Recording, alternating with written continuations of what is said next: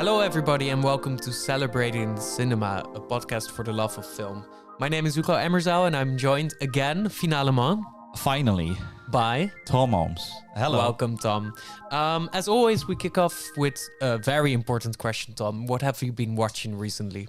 Well, I was on vacation. Congratulations. Thank you, finally. With my girlfriend in Congratulations. Spain. Thank you.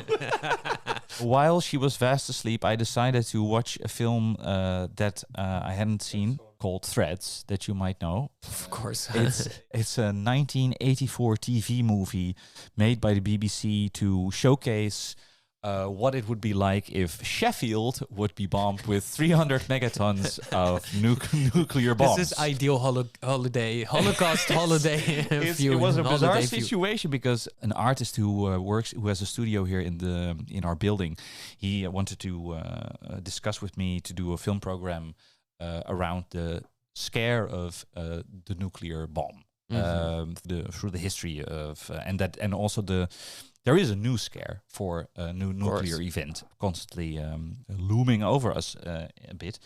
A bit is an understatement. And he said, yeah, maybe we could do a program that goes from Strangelove to Hiroshima Mon Amour, but also towards these way more obscure things, like, for instance, Threads. And I had never seen it. And everybody told me this is such a dire, fucked Super up film. It's incredibly depressing. So in the middle of the night, my girlfriend was asleep in our hotel bed, and I thought, you know what? I'm still awake. I'm gonna watch this film. Like, I was watching it, like her sleeping next to me, and at the end, I won't spoil anything about this. Is one of the most gruesome endings I've seen in quite a while, especially in a very British film in a way. And I closed my laptop and I was like, okay, I now need to go to bed. Yes. I do recommend everybody watch it because it is very interesting and it's very well made because it feels like almost like a documentary sometimes. It's insanely cool. Yes. What have you been watching, Hugo? Well, as of recently, I'm a voting member of the Golden Globes. My God, which is wow. Long story how you get there, but it's insane. Who was involved giving you this fucking thing? Massive corruption schemes. That's the first answer. It means that every day nowadays, because award season is gearing up, like every night I wake up in the morning and I have like 10 emails of the Golden Globes with films that are being uploaded to the Golden Globes VOD viewing platform, because I'm supposed to watch all of these films to cast my vote for the film that will be eligible for the Golden Globes. So I'm trying to do my best and watch all of these things that are being uploaded on this platform. And some of the shit that I am watching is so incredibly bizarre and strange. Like, I recently was watching a somewhat romantic comedy with Bill Murray called The Friend, in which he immediately dies at the beginning because I think they couldn't afford him for the rest of the film. This was not good. I've watched a lot of other films that were not good, but the film that baffled me the most is a film called Rental Family. It's a film set in modern-day Japan starring our great friend and actor Brendan Fraser, hot off the heels after his The Whale victory, you know.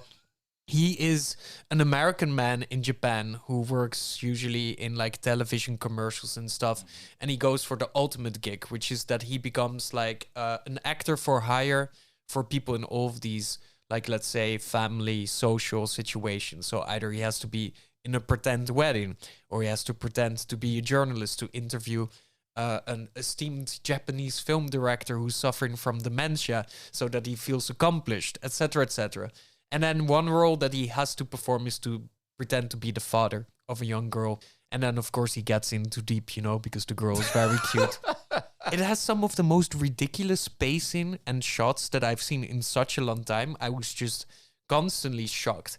And also, without spoiling anything, the ending is almost as harrowing as Threads, because it's just this insane close-up on his face while he's like looking at something and reflecting life, and the close-up on his face, he's just staring and he does this like weird little smile, like and then the laugh gets bigger, almost like Joker, you know, and then he's just like laughing and feeling, I guess, happy and inspired, and smash, cut to credits.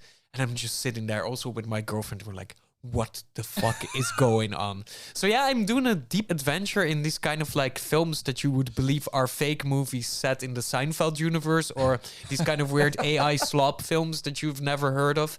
I am watching them. I'm doing the Lord's For them work. to win a Golden Globe then with... Yeah, of course I'm gonna give a vote to Rental Family. This is an instant classic in my household for sure. So yes, luckily today, Tom, we're talking about something much more exciting than Rental Family and other films that we watch at our holiday. We're discussing the one and only, the GOAT, Jack Nicholson. I remember watching Stanley Kubrick's The Shining as a young teenager and being absolutely terrified by the horrors that slowly developed in the Overlook Hotel. Red rum, the entity living in Danny's finger, the harrowing sense of dread that takes over the secluded location, and of course, a maniacal Jack Nicholson running after his son and wife with an axe. Recently, I rewatched the film, and it's exactly Nicholson's performance as Jack Torrance that has become even scarier than before. Rarely do you see a person so menacing, so overwhelmingly cruel and scary as in this film. My reason to revisit The Shining was for Lab 111's Jack Nicholson retrospective called Jack of All Trades, which is an aptly titled overview of one of the best actors America has ever produced. Coinciding with the re-release of One Flew Over the Cuckoo's Nest, these films explore the body of work of a genuine thespian who has conquered the silver screen with his dreadful presence, his violent bursts of anger, and his infectious energy that occasionally turns this man in an unexpected charmer. Jack Nicholson is truly a jack of all trades, capable of slipping in the most extreme roles while also being one of a kind.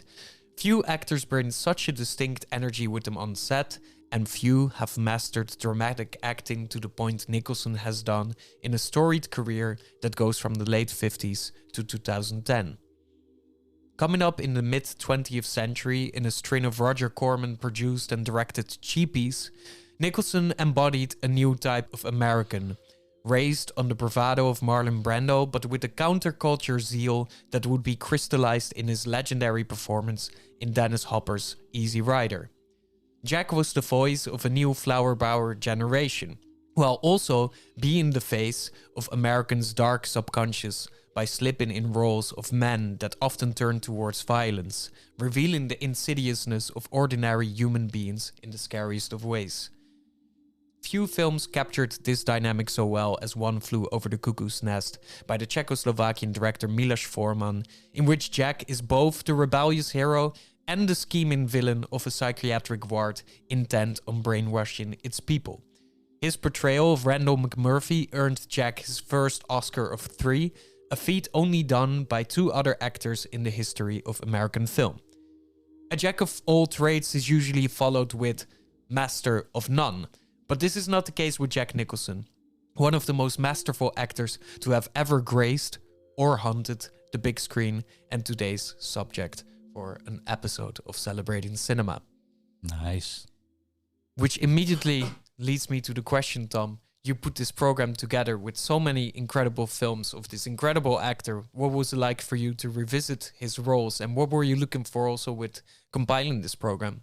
Well, revisiting the films was interesting because the thing that I found most interesting revisiting Nicholson, like through the various stages of his career, is that, and it's funnily enough echoed by the title that Kino in Rotterdam uses for their retrospective, which is mischievous, is that there's a certain quality to the way that Nicholson, how you perceive him on screen. There's always something just behind the eyes. Exactly. Yes. There's a certain danger as well with the man himself. I don't know. There's the camera captures something of his essence that's not necessarily immediately nice.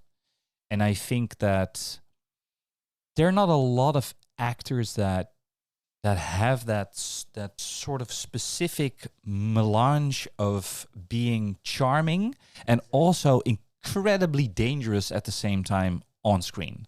And I think that's mostly the through line that I felt putting this sort of body of work back together in a way. And you see, because that's always funny with revisiting films for a retrospective, that you see that there's a clear evolution of how you sort of perceive him as an actor from the, as you say, like the Corman produced cheapies, and then pretty much the new Hollywood films like Five Easy Pieces or King of Marvin Gardens, like the very earlier work, the Bob Rafelson films that he stars in, where he's much more quiet. He's a very quiet, very enigmatic sort of character actor in a way. Well, not character actor, I would say, but there's this, his presence is much more muted, and then later on, of course, I'm not gonna skip ahead. He much more becomes, as you said, you already mentioned the Joker in the beginning of the episode. He becomes much more a sort of pastiche of himself, a much in more a way. flamboyant, overly aware performance. Or at least more known for those moments, because I still think that later work, whether it be a movie like As Good As It Gets or the small films that he made with Sean Penn, like The Pledge and The Crossing Guard, where there is that bravado, and that I always have to think of the Jim Carrey impersonation, where Jim Carrey performs him on screen and just does the insane eyebrows yeah. that just becomes him. Yes, it's insane, right? It's like the same with the weird face. That's De Niro. There's these, they become like so iconified that they're just one. Yeah, one gesture away of being mimicked. Yeah, it's interesting. You raised so many great bits, and I think, you mentioned this film, Five Easy Pieces. For me, because I recently did a lecture on Jack Nicholson in the cinema to go, also with the opening of the One Flew Over the Cuckoo's Nest restoration.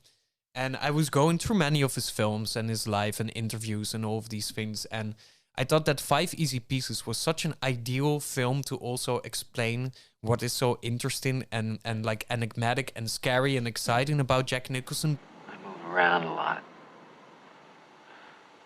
Not because I'm looking for anything really, but because I'm getting away from things that get bad if I stay. Because here you have a man in a film that has a bit of this like laissez-faire, loose, new Hollywood structure to it. He seems to be a very blue-collared type guy, a bit rough with the women, but also somewhat charming womanizer, very toxic masculine guy. This is very often an aspect of his identity or persona on screen. He's doing these odds and ends, doing very rough jobs, being very much part of, let's say, the everyday fabric of Americana. And then it's being teased that there's all of these things back home, family stuff, and he needs to go there. His trailer trash girlfriend wants to come, but he kind of dumps her on the side. And then suddenly you find out that he's actually from this super posh environment, that he was trained as a classical pianist, that he comes from this like very much silver spoon place, and all of his family members are still in that bubble. And he just consciously broke out of it, which raises the question, was he performing a version of himself in front of his family all the time before he broke free? Or is he always performing a version of himself in front of his trailer trash, Americana, everyday fly over state Joes?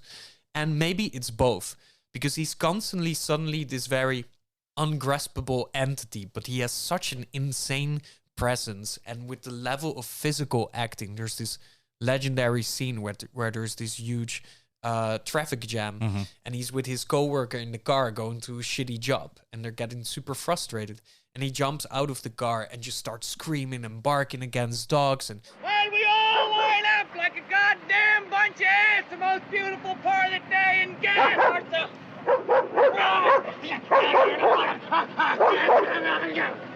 jumping on other cars just to show the mania of people being stuck in traffic to go to their fucking job. So again, like I said in the cold open, he starts to symbolize something that's in every person in America, this frustration with their surroundings. And it's an ideal film to explain him, because he can move across the spectrum anytime he wants. And it seems like just one tiny little thing has to go off in his head, and he can just become violent, dangerous, explosive, or incredibly funny and charming. Yeah. And it's so cool. It was so exciting to watch. And I think that because I love 5 Easy Pieces. It blew me away the first time I saw it. It's like you mentioned the entire, you find out that he goes home and that he's actually from a very intellectual, well-to-do background. And I love the fact that Bob Rafelson, the director, shows that in almost one shot. He's like playing piano and the camera just sort of glides through the room and you see all these old pictures of like a lineage of intellectuals that he came from. You're like, wait, what? This guy is he indeed, as you say, like acting as though he's blue collar?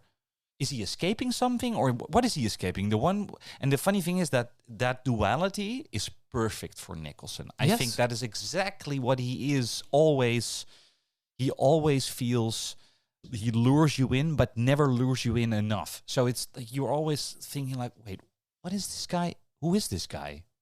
What and also in real life. Yes. Because the funny thing about, to go very meta on this maybe, Rafelson tells this beautiful story that at the end, his sort of catatonic old father that doesn't speak anymore, he has a sort of final conversation with him. Yes, exactly. Or conversation monologue. Yes, he talks at his demented father. Him, yeah. Yes. At the end of that monologue, Nicholson, or his character, breaks up in tears. And it's one of the most beautiful, honest, crying performances you'll ever see in a film. And Rafelson said that Nicholson was a very easy guy to work with. But for that scene, he said, okay, Bob, can I ask you, please just turn on the camera and walk away. Yes, insane. And it was just him and the actor who plays his father, and everybody needed to leave because he was going to put something in that scene that was specifically coming very deep down from inside of his, probably maybe his own relationship with his father or something very methody. Yes. And you feel, you can feel it going through the screen, the reality of maybe, but you're never really quite close enough to still knowing who Nicholson is. This is a perfect point because I was reading a lot and there's actually not that much written about the Nicholson acting philosophy, right? What kind of actor is he? Is he a method actor or is he just one of those insane people that can intuitively kind of like slip into a role and just basically win everything? In a much later interview, he once said that also he acknowledged that this aspect of his career is very often unexplored. And he said that it's essentially one of the greatest compliments he got, because it means that people don't have that grasp even still at the end of his career. And he said, academically speaking, I know more about method acting probably than any other actor working right now. I know everything about it, and I will use a lot of it probably in my performances too. However, I'm completely not tied to it, which also means that I have this insane freedom, which also explains that people don't really know who is this guy, you know? And when he started coming up in these like early films in the late 50s, early 60s with Roger Corman, who was like an icon, of course, of like cheap B exploitation films. And he gave a lot of emerging voices from the new Hollywood era their first shot at making it in the movie business. Nicholson was very aware of this lineage that he stepped in, that he was very aware of the guys like James Cagney, James Dean, Marlon Brando, who were the real screen icons of the 1930s and 40s, and what their acting style was. And he always said, I have a bit of this old-timer guy in me, and he wanted to fuse that with that more unknown part that was going to creep up in America on a more sociological level. Yeah, the countercultural vibe that you mentioned in your Cold Open. And then I find out that actually also in terms of like his thinking about performances, but also as himself as a screenwriter and a director, because he also directed a couple of films, wrote a couple of scripts, some of them good, some of them whatever, but still most of them interesting, is that he was insanely aware of what was going on in society at large and how he should position himself vis-a-vis those things. Like Easy Rider for him, he knew this film was gonna pop because he knew that this biker culture, flower power, hippie thing just needed a bit of an intellectual experimental push and it would just capture the zeitgeist. So he was immediately on board, you know? So he had a very strong sense of curation, and I think that kind of honed in that level of mystique that we're now trying to capture. And he was very conscious of how to utilize that to become what was essentially at some point the most in-demand actor at the time in the 60s and 70s for sure. Do we know what made him want to be an actor in the first place? He was like from relatively, in that sense, less important family, but he had relatives in California, and he just knew that he wanted to do something in film. He wanted to act, and he wanted to meet stars. And his first break in the film industry was he wanted to meet stars, so he got a job in the office in the animation department of MGM. And he was almost being recruited to become an animator. Really? In one Wow. interview, they have actually asked him, and can you draw? And he was like, well, I can draw a little, but I just wanted to be an actor, ultimately seeing all these stars. And then he got scouted by one of the heads of the studio to go in a talent program, to learn how to do the actual craft, to act on stage, to become ready to act in front of the camera. And then through Roger Corman, he kind of broke through a bit. But he also said of this like first decade before he really popped off with Easy Rider and 5 Easy Pieces in relatively quick succession, that he was already acting in quite some films, some of them actually really good, but that he was never becoming a star. He was just an actor in Hollywood, right? And this was for him the most frustrating moment in his career, he said, because it's worse to be there a bit but not quite reach your dream than to be at the beginning and still have this dream wholesale intact. So he's like, I lost a bit of my naivete and I'm still not a star. Right. So he was also, I guess, scheming quite hard how to get to that point. And then once Easy Rider had its world premiere at the Cannes Film Festival, people were shocked, of course, and he knew, baby, we're in. I'm a star now. And that's kind of how it went. And then it snowballs quite a bit, of course, because then I think the big one after that is Chinatown, right? Relatively soon after, I mean. We need to get a timeline here.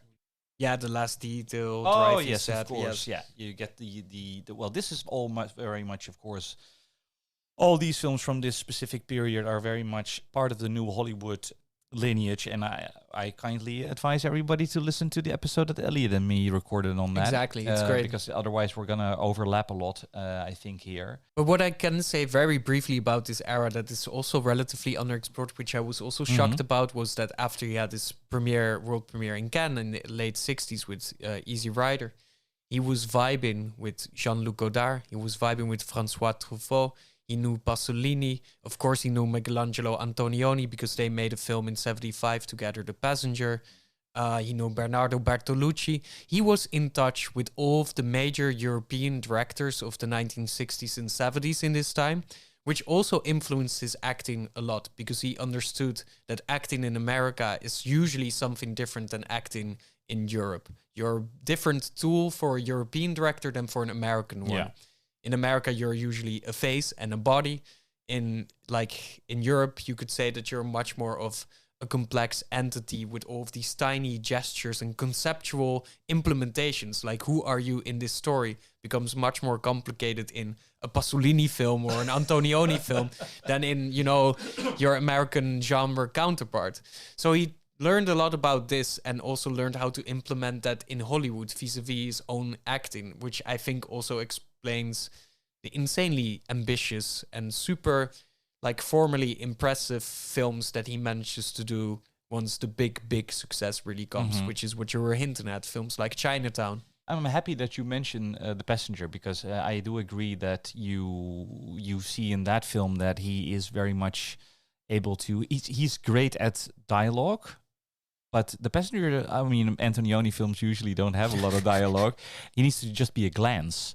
And he can act with his eyes amazingly well. And you see that in The Passenger incredibly well. And it's so cool because Antonioni is making metaphysical films almost, Exactly. right? Every gesture is atomized. And yeah, the fact that he can pull this off too, it's cool. It does feel fascinating. That's such an energetic powder keg of a personality. At least that's how you would perceive him watching the later work.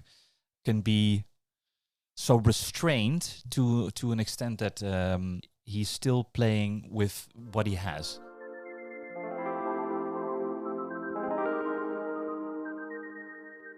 And isn't it then ironic that restraint is very often, a recurrent theme in the characters that he plays? Because if you look at Chinatown, Roman Polanski's great neo-noir thriller, Los Angeles, 1937. There are lots of guys like J.J. Gittes. They're easy to find, if you want to find them. Mr. Gittes, have we ever met? Well, no. Never. Never.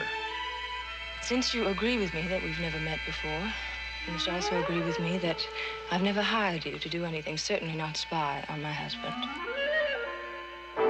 I don't get tough with anyone, Mr. Gittes. My lawyer does. In which there's all of this like mass corruption, kind of like intrigue, crime things happening. Everything is very seedy. There's this very like almost like conspiratorial aspect to all of these things that he's uncovering in California as a private detective. But he has to kind of always keep his cool in the face of all of this blatant evil that is slowly emerging. And then, you know, with, of course, a film like One Flew Over the Cuckoo's Nest, restraint is all about it. Like, how can we tame all of this energy that is inside him? Because it's too propulsive for all of these people in this psychiatric ward. You know, it's too infectious almost.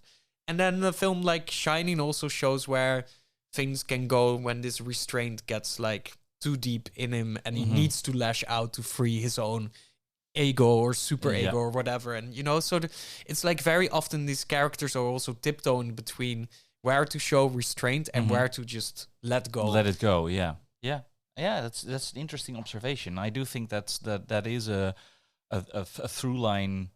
Maybe that's also what makes his bursts of insanity more interesting, is that he can also tone it down to a quiet extent, you know. And I think, well, talking about insanity, as you said, One Flew Over the Cuckoo's Nest, which I should mention, we with our distribution company are re-releasing now in the Benelux again. Do you think there's anything wrong with your mind, really?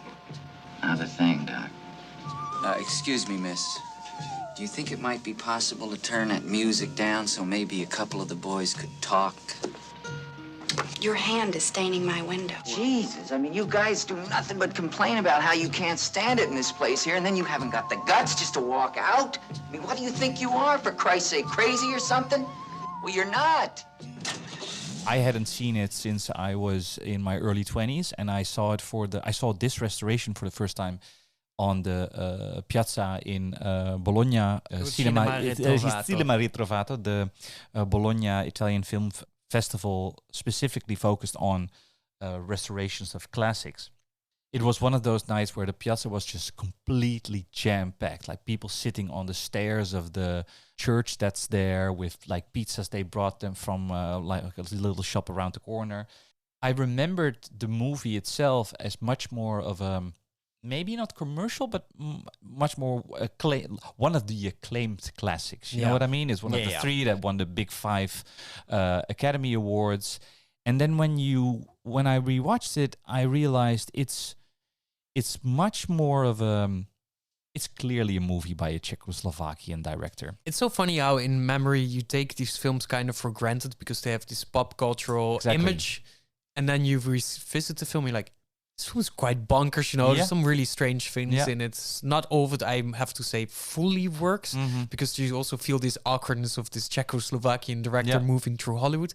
But all of it is fascinating. What I also had completely forgotten about it, that what Nicholson beautifully does, like in the beginning you think he's this guy who's feigning insanity so he can get out of labor during his prison time.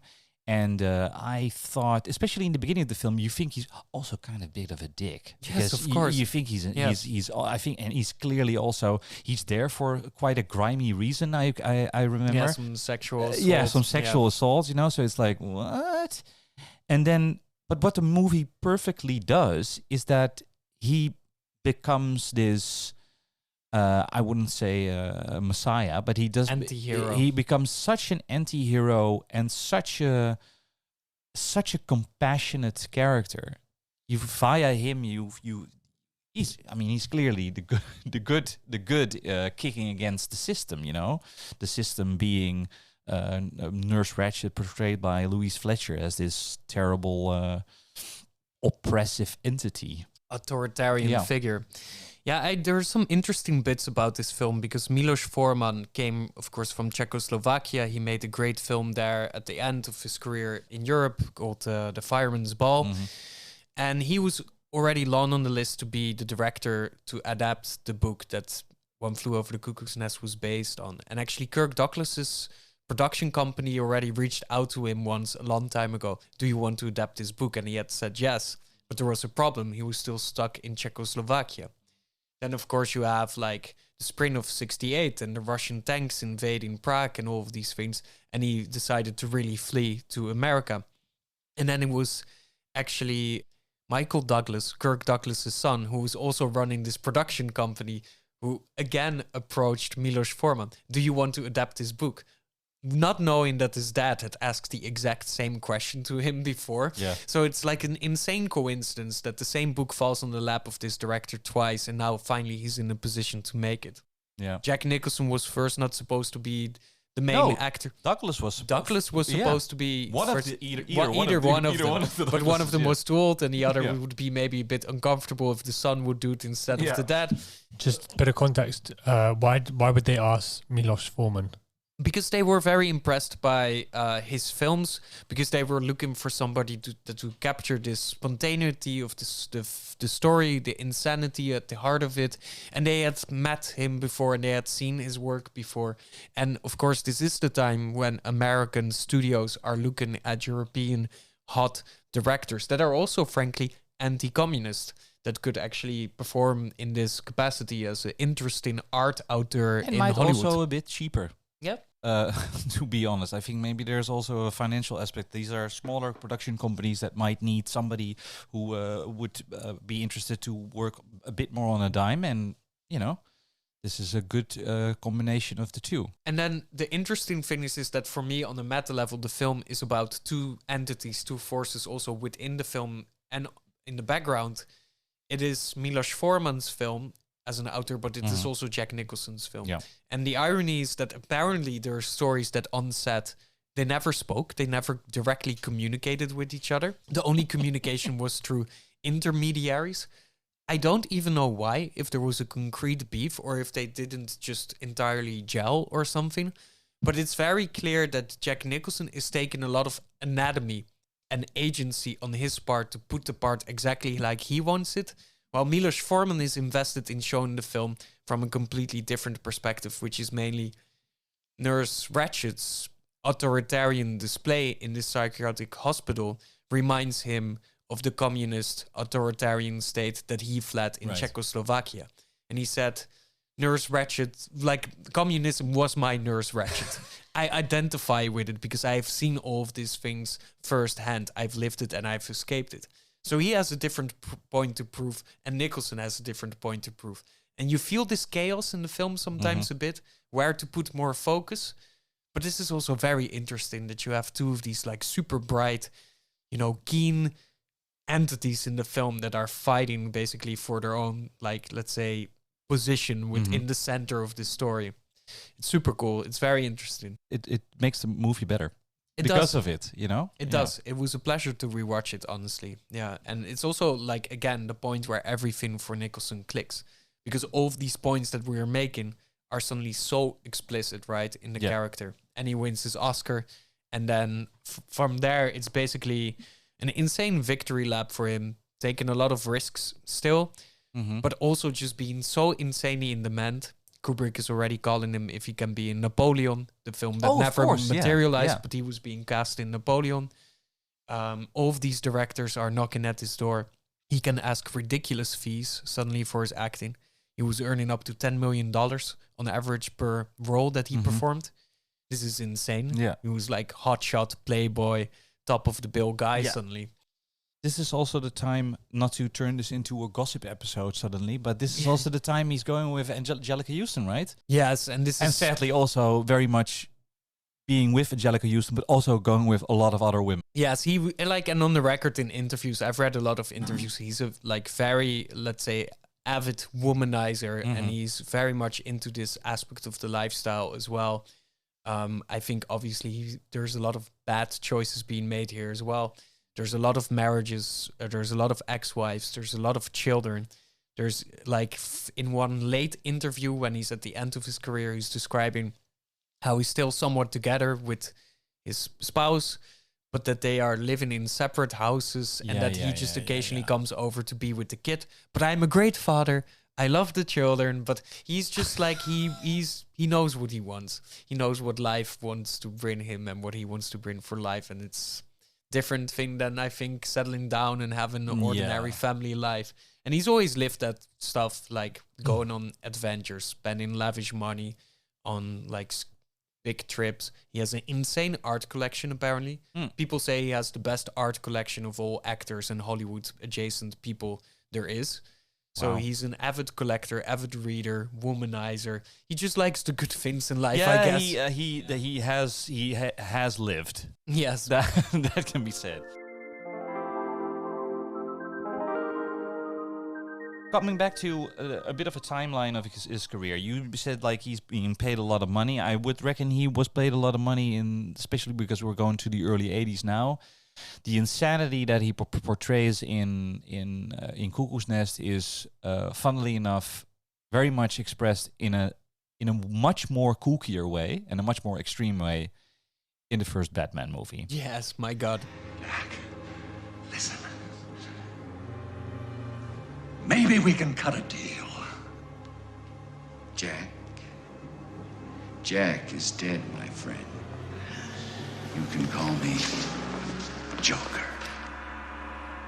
And as you can see, I'm a lot happier. A film that I very much did want to include because it is a very interesting thing for him to do. He's played in The Witches of Eastwick. I think that's 87. It's 87, right? Yeah. So and Batman is 89. And in The Witches of Eastwick, he goes mad a lot of the time. It's almost like he takes the role of the Joker to make it the extreme of what it can be. Like, exactly. He plays a character that's maniacally insane. How do you look at Tim Burton's Batman? Well, I have like super fond memories of this film as a kid because one of the first CDs that I owned was the Prince soundtrack to Batman, and I was very young when my dad gave it, which also prompted a lot of rewatches of this film. And I thought it was absolutely fantastic, and I thought the Joker was very cool. But recently I was rewatching it a bit, and it's just fascinating because it's like, at first, he's your typical, let's say, DC universe scheming mob type villain, right? And then he gets like in a devastating, violent accident, and he gets some surgery done, and he becomes the Joker. And then everything just becomes one insane, farcical thing after the other. The scene in which he kind of is introduced for the first time proper as the Joker, and he comes to pay some retribution to one of his like old crime fellows, and he starts shooting him like a copious amount of times with his guns till the gun clicks empty, and he's just like waving it around, and he's like, oh, what a day, and he's doing all of these clown things, and the music becomes so insanely comical. You're like, okay, this is crazy, we're now going fully overboard. The cool thing is, I would say, he still manages to keep it controlled enough that it's cool to watch. Like, it's interesting acting. He's doing interesting bits. But it is the definition of grotesque. Yeah. And this dynamic range suddenly collapses on itself. It's like going from 0 to 100 and then back, but mostly stay at 100, 200, 300, you know. The subtlety is kind of like lost in the plot here. How was it for you? Have you ever danced with the devil in a pale moonlight? Generally, I think it's fascinating to see the older comic book films again, because I remember them from seeing them when I was young on VHS and then sometimes on TV. But then when the friend of the podcast, Christopher Nolan, made his never forget it. Best bud. Made his Batman movies, everything became so serious, much more serious, that that it's funny if you look back at those films. They're so kooky, but they're kooky in a way that they're not as kooky as the Adam West Batman stuff. No. You know, they are. Those are just mostly silly. And here you have this Silly is like the right real, word, yeah. like modern, like urban gothic streak in Tim Burton's sensibilities. There's some interesting like cyberpunky aesthetics going on. Yeah. Jack Nicholson, the Joker, is insanely well dressed and like super nicely stylized, and his performance is insanely stylized as well. But there's interesting bits in it happening, except there's not really emotional density to it, right? No. Yeah. No. But they are very much more closer to what the comics really were. That I very much enjoy. You know, and I think that's and I think he is perfectly cast actually in that role. It makes complete sense that it's him. And also, there's this thing that sometimes you don't really feel anymore. It was quite exciting that Jack Nicholson was playing that character. Huge. And also, I mentioned before that on average he would pocket like 10 million for a role, right? Mm-hmm. With his role as Joker in Tim Burton's Batman, he collected as much as up to $60 million for his role, because he was paid on contract and he got like and revenue share Damn. After the premiere. So this is one of the most profitable roles also in the history of cinema, basically. Yeah, and I think that generally he did that pretty often, because he also got a revenue share from Cuckoo's Nest, if I'm not mistaken. He's a very good entrepreneur. He's a very insane businessman, and he was like super locked in again with the culture. He was like reading a lot of theory, a lot of academia. He was very well versed. He also like played an Irish poet in a like real life story in the film Reds. In 1981, the Warren Beatty film, because he very much identified with this Irish poet who also was from an emigre family from Ireland to America, all of these things. So there's like this intellectual streak, but the irony is that we're now in a moment in his career, which has also, of course, happened with, I guess, Nicolas Cage to a different degree, where the sincerity and this kind of like iconic aspects of his acting are turned into like a farcical thing to exploit by the right film and the right director. And it never veers off in this like relentless slob that Nicolas Cage found himself in at some point.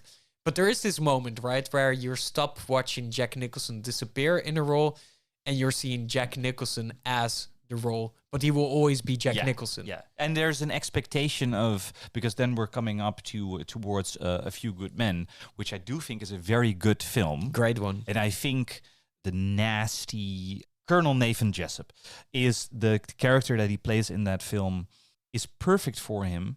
He can chew the scenery, of course, but there is also now the expectation of you seeing Jack Nicholson on screen. Yeah, it's not so much about the character only. It's also, it's Jack Nicholson. You want answers? I think I'm entitled. You want answers? I want the truth. You can't handle the truth.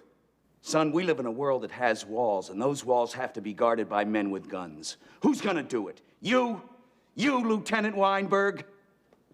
I have a greater responsibility than you can possibly fathom. You weep for Santiago and you curse the Marines. You have that luxury.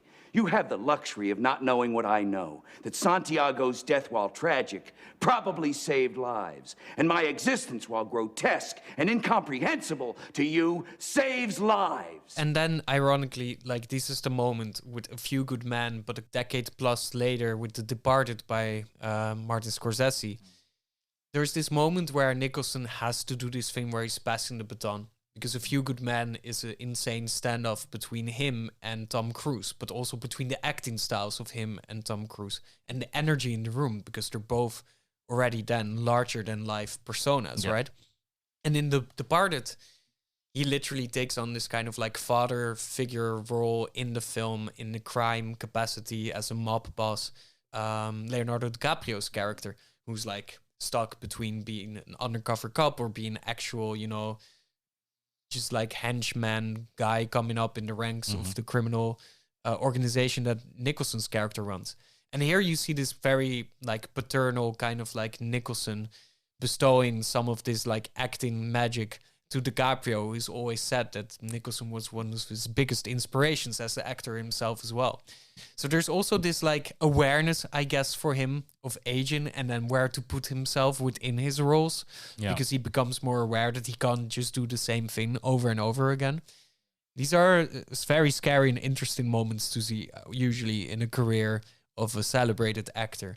Do they age gracefully?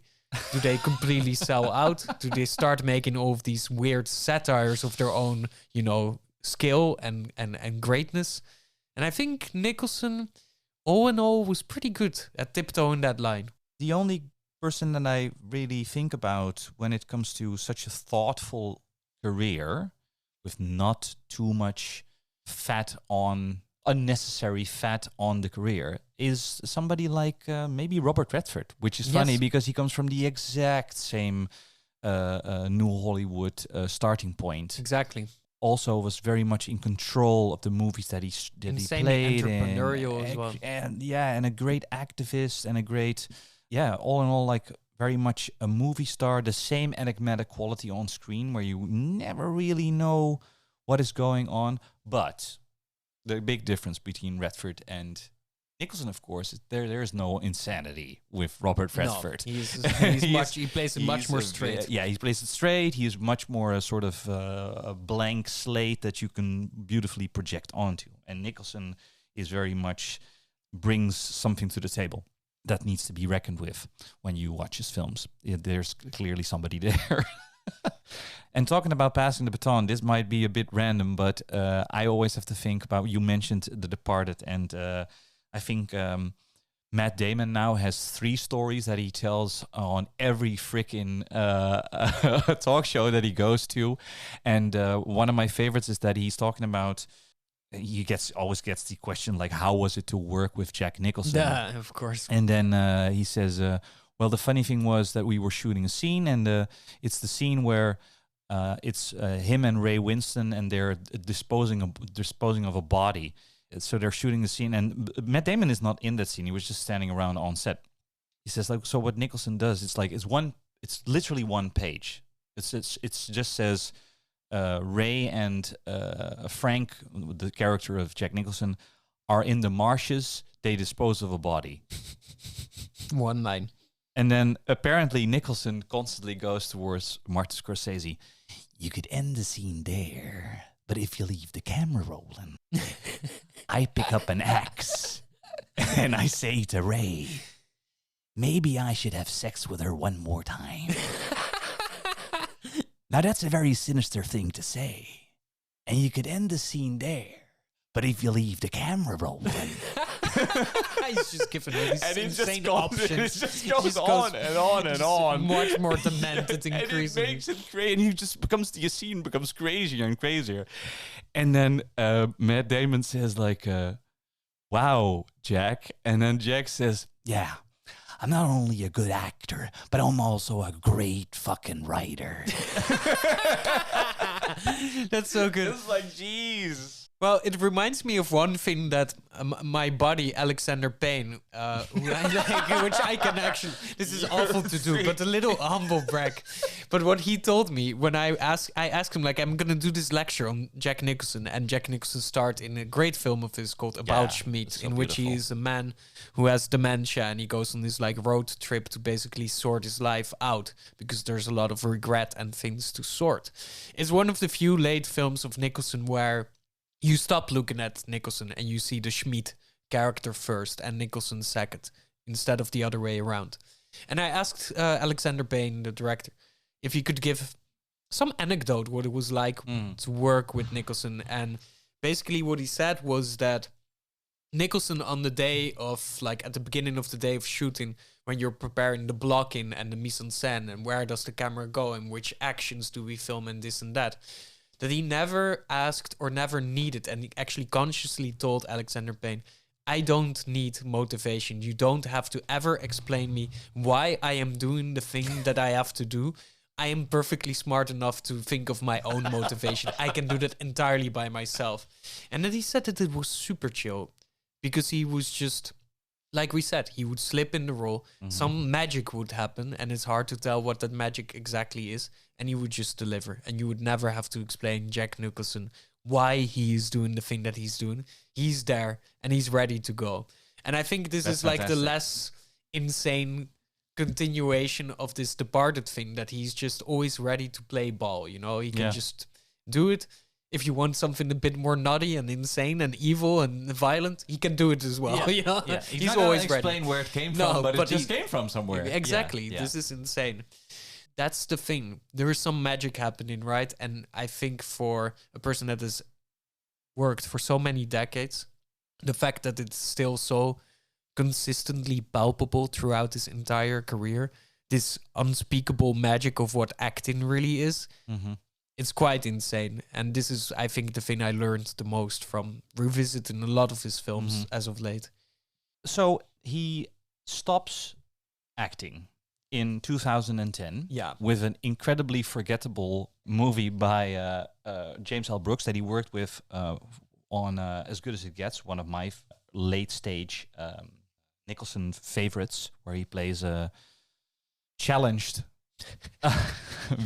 in all ways challenged writer of these incredibly stupid novels that falls in love with a waitress played by Helen Hunt. Is such a weird, not terrible, like typical 90s sort of romantic. And it's great, it works. Comedy, and whereas, it really works. How Do You Know from 2010, his last role, it's so forgettable. Exactly. Nothing is happening there. Yeah. So he stops acting. This is 14 years ago. We haven't heard from him really since. Quite recently he suddenly popped up to say welcome to Saturday Night Live. Yes. During the anniversary of Saturday Night Live. Apart from that, he's watching basketball games with his one of his sons, I think. Yes. But that's mainly it. He's kind of disappeared. People asked him as well, why did you quit and don't you miss it? And he said, I'd rather be sitting under a tree reading a book than doing anything I don't want to do. Right. And I think he just exhausted it. He just completed it. I think it's just like if this acting thing for him was a big game to show that he's the best at the game, because I think he kind of has this mindset. He just knew that he did it, you know, he completed it. And he sees all of his peers like Robert De Niro and Al Pacino performing all this cringe. And I think he's very smart to know not to do that. Also, he became a bit less beautiful, a bit more bulky, a bit more, you know, nasty, disgusting old man. I think he just wanted to save face and think, I have a shit ton of money. I can still, you know, womanize. I can still have fun. I can go basketball games. I could do this and that. Why would I even need to go on a set and do all of this shit when I don't even want to? And he's just enjoying life. He seems to be like a real bon vivant. This is like the summary of his life, I think. Just always trying to have as much fun as possible while doing it. Yeah. Legendary run, what can you say? No, Congratulations. Absolutely. It's 77 film or 70 movies, I think. And most of them are bangers. So, Hugo, maybe to wrap this up, I'm going to ask you, like, what do you think Nicholson's legacy as an actor, but maybe also as a just a screen icon is, and how that maybe, do we still see remnants of his persona or his work or the way that he made films in the way that actors now work in Hollywood? Well, I think that like the genuine legacy is that a man who would not I'd be identified as the typical all-American, let's say, sex kind of like bomb, you know, the most typical handsome man, that he managed to actually become still one of the most celebrated and iconic actors within that capacity. And that has to do a lot with that actually maybe what we prefer in interesting characters and great performances is a great sense of unpredictability, tumultuous interiority, all of these things that he symbolized in his most iconic roles. So I think it's a great sign that he becomes so popular to begin with. And I think there are a couple of actors that still take a lot of inspiration from that. I do, even though I am less fond of him, I do appreciate that Leonardo DiCaprio manages to take on films and roles in which he's also portrayed less handsomely and less as like the heartthrob and more as, you know, this weird, complicated figure, like in one battle after another.